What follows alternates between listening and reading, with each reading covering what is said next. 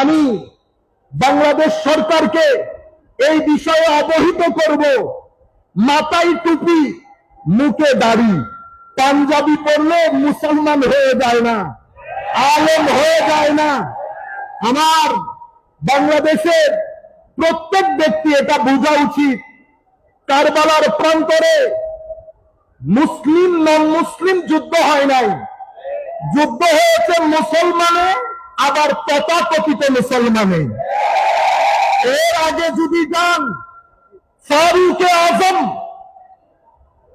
স্বাভাবিক মৃত্যুবরণ করেন নাই, শহীদ হয়েছেন। কোন নন মুসলিমের ফারুক আজম যখন তার শাসক, কোন মায়ের ছেলে কোনদিন দুঃসাহস করবে না নন মুসলিম ফারুক আজমের আশেপাশে গিয়ে ফারুক আজমকে শহীদ করে। এগুলো আমাদের ভিতরকার লোক, দাড়িওয়ালা লোক, টুপিওয়ালা লোক।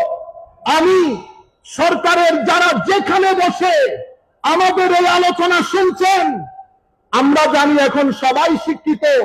বিনয়ের সাথে অনুরোধ করব, গুগলের মধ্যে শুধুমাত্র লিখে দিবেন বুক অফ খারিজাইত ইন বুখারী, বুকস অফ খারিজাইত ইন বুখারী, অথবা চ্যাপ্টার অফ খাওয়ারিজ ইন বুখারী।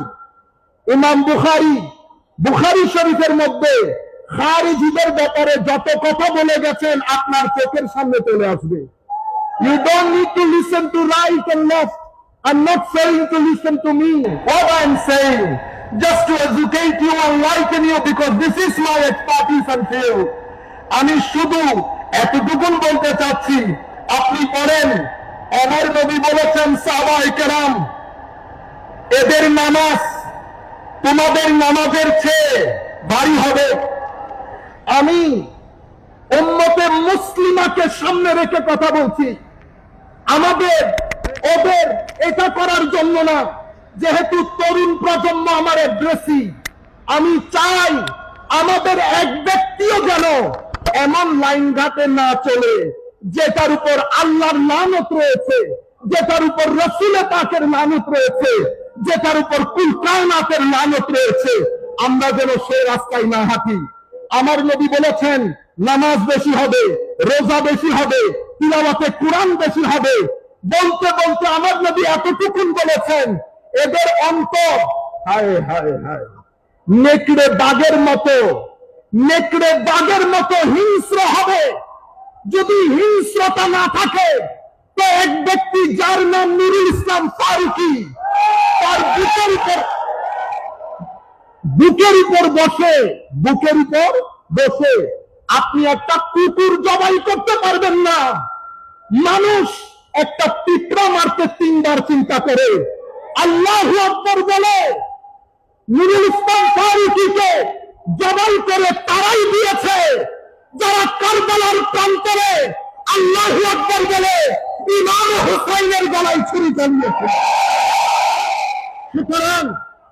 সুতরাং রাষ্ট্রকে, আমাদেরকে, আমাদের সবাইকে এই ব্যাপারে সজাগ থাকতে হবে। এরা ইনটলারেন্ট।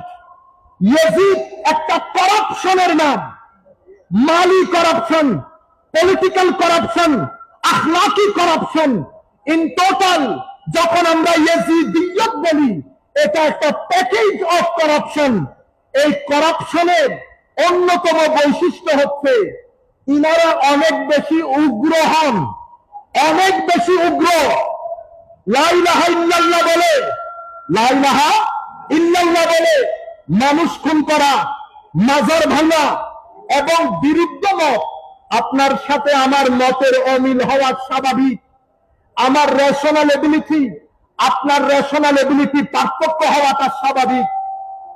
তাই বলে আমি আপনার গলা টিপে দিতে পারবো না, তাই বলে আমি কোনো মানুষকে জ্বালিয়ে দিতে পারবো না, তাই বলে আমি কোনো প্রতিষ্ঠানে হাত দিতে পারবো না।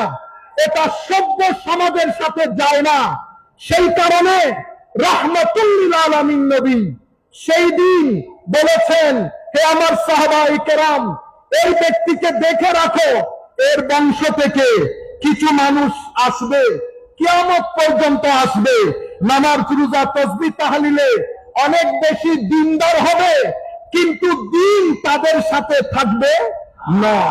আমার নবী আমাদেরকে অ্যালার্ট করে গেছেন, হে তরুণ, উগ্রতার নাম ধর্ম না, ইনটলারেন্সের নাম ধর্ম না, ধর্ম টলারেন্সের নাম, সহিষ্ণুতার নাম, ভদ্রতার নাম, নম্রতার নাম, উদারতার নাম, পরিষ্কার পরিচ্ছন্নতার নাম। মানুষকে বাদ দিয়ে দেন, আসেন আজকের পর থেকে আমরা নিজেদেরকে মনিটর করি শরীয়ত আমার তবিয়তকে কতটুকু পরিবর্তন করেছেন।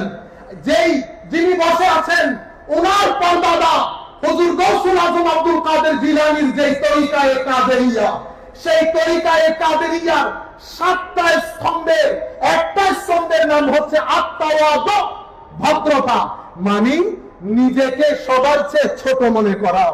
হুজুরের এই শিক্ষা আমার নবীর থেকে নেওয়া।